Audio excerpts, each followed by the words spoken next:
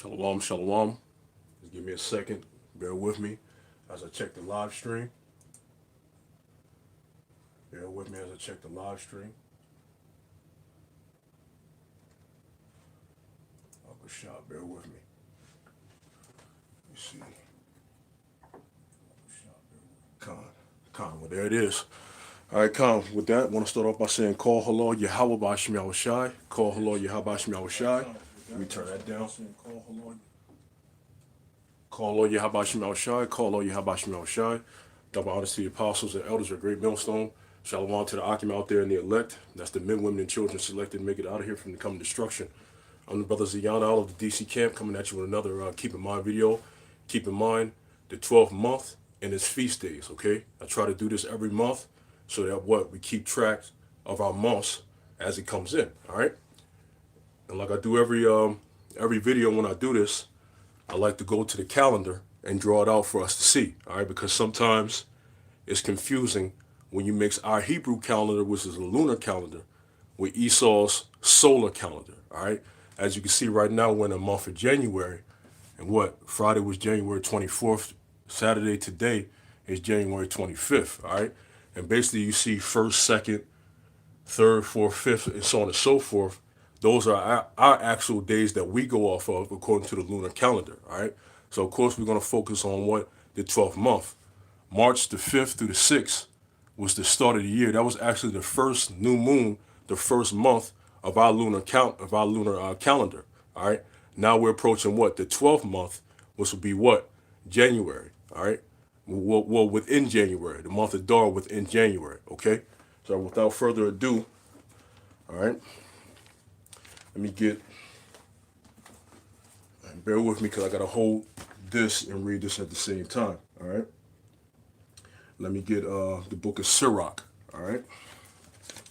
Get the book of Sirach like I always do, all right? Showing you how our days are run, okay? All right, this is Sirach. This is Sirach 43 and verse 1. It says, "The pride of the height, the clear firmament, the beauty of heaven, with his glorious shew. The sun, when it appeareth, declareth at his rising a marvelous instrument, the work of the Most High. At noon it parcheth the country, and who can abide the burning heat thereof? A man bloweth a furnace is in works of heat, but the sun burneth the mountains 3 times more. Breathing out fiery vapors and sending forth bright beams, it dimmeth the eyes. Great is the Lord that made it, and at his commandment it runneth hastily. He made the moon also to serve in her season, to serve in her time," right? All right, "for a declaration of times and a sign of the world." All right, because the moon, the different moon phases, right? It declares the days that we're in, okay? It declares the time, all right? And it says, verse 7, "From the moon is the sign of feast." And what feast do we have in the 12th month? All right, or AKA the 12th moon. What feast do we have? We have the feast of Judas Maccabees, so to speak. All right, because there really is no real name for that feast, but we're going to get into that feast, the feast of Judas Maccabees. And also, what do we have? Also, we have the Purim. All right, in the English you would say the Purim. All right, these feasts are within the 12th month. All right, and we're going to get that. All right, it says, "From the moon is the sign of feast, a light that decreaseth in her perfection. The month is called after her name, increasing wonderfully in her changing, being an instrument of the armies above, shining in the firmament of heaven." So the month is called after the moon. All right, basically each month, all right, comes after the moon. All right, and let me get that. Let me get this one. Let me get Esther 3 and verse 7. It says, "In the first month," see, our months are numbered, okay? You have first month, second month, third month, fourth month, and so on and so forth, right? It says, "In the first month, that is the month Nisan, in the 12th year of King Ahasuerus, they cast that is the lot, before Haman from day to day, and from month to month, to the 12th month, that is the month Adar." You see, to the 12th month, that is the month Adar. That's the month that we're in now, okay? We're actually in it right now. It actually came in Friday evening, all right? and it ends today evening. All right, because our days are ran from evening to evening. So on here, you see new moon Sabbath, the first. Notice I drew the first in between Friday and Saturday. That line, let me see. All right, this line basically right here. Let's lock. I'm trying to hold this with one hand and do this. All right, this line from first to the second. This line starting right here represents evening. All right, so from this evening to the next day, all right, this line right here represents the evening and start of that day. All right, so this line is basically from evening to evening. This line, evening to evening, and it happens to be in between Friday and Saturday. All right, so our day, the new moon Sabbath started Friday evening. All right, which was Friday evening. Okay, and it ends Saturday evening. Why? Because that's the second day. That's the start of another day. All right. So the new moon Sabbath is what? Friday evening to Saturday evening. All right. All right. Let me read that again. Read this one more time. All right. In the first month, that is the month Nisan, in the 12th year of King Ahasuerus, they cast pur, that is the lot, before Haman from day to day, and from month to month, to the 12th month, that is the month Adar. All right. Now bear with me. Now I'm explaining to you the days like I do every month. Okay. All right. So of course we know that this is the first day. All right. Now the second day of the month, all right, will be Saturday evening to Sunday evening. I didn't draw it over here because it's running out of space, so I did it over here. All right, so anytime it's from Saturday evening to Sunday evening, it'll be on this side. See, second, ninth, and so on and so forth, and it won't be on this side. All right, because I already drew it over here. So the first day of the month came in Friday evening to Saturday. Second day of the month, all right, Saturday evening to Sunday evening. Third day of the month, all right, it'd be Sunday to Monday and so on and so forth. All right, so fifth, sixth, seventh, eighth, Salakia, third, fourth, fifth, sixth, seventh, eighth. All right, and this eighth day right here is another Sabbath.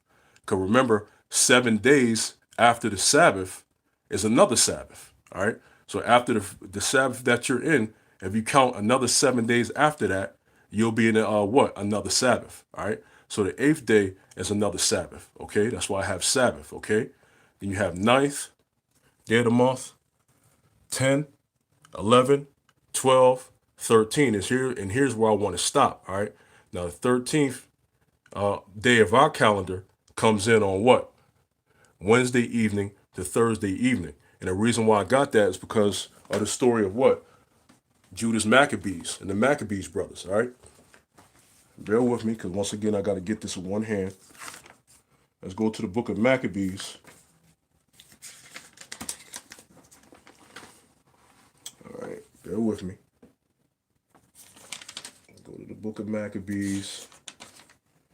All right, this is the book of Maccabees, chapter 7. All right, and verse 43. This is the book of Maccabees, first Maccabees 7 and 43. It says, so the 13th day of the month Adar. All right, so this is the 13th day of the month Adar. Okay, it says the host joined battle, but Nicanor's host was discomfited, and he himself was first slain in the battle. Now when Nicanor's host saw that he was slain, they cast away their weapons and fled. Then they pursued after them a day's journey from Adasa unto Gezerah, sounding an alarm after them with their trumpets. Whereupon they came forth out of all the towns of Judea round about, and closed them in, so that they, turning back upon them that pursued them, were all slain with the sword, and not one of them was left. Afterwards they took the spoils in the prey, and smote off Nicanor's head in his right hand, which he stretched out so proudly, and brought them away and hanged them up toward Jerusalem.